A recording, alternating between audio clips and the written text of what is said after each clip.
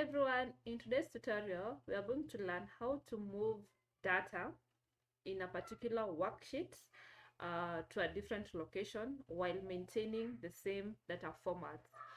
So you're going to learn how to move the data either in the same workbook or a different workbook, so make sure you stick around.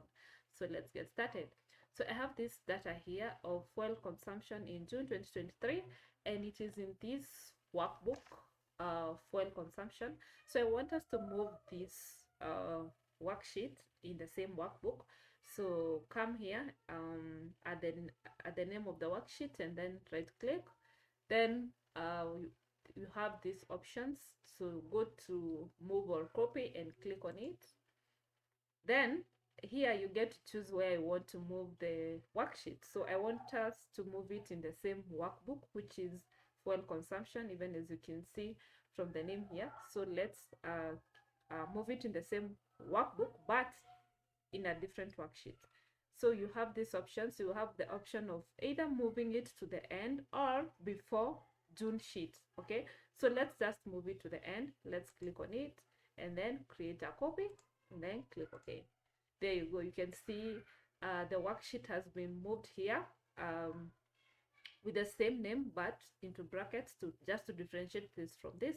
And you can see the data format has been maintained.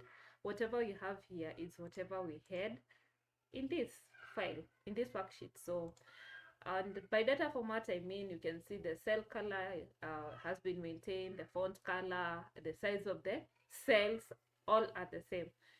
So next, let's move the worksheet in a different workbook. So again, come here at the name of the worksheet and then right click, then go to move or copy, and then we're gonna choose which worksheet we want to move to. So let's choose a different worksheet.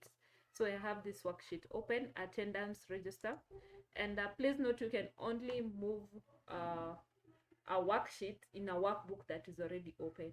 So my attendance register workbook is open. It's, even as you can see here it is. So I want us to move to that workbook, and then here let's move before sheet attendance. This time round, let's not move to the end but move before attendance sheet.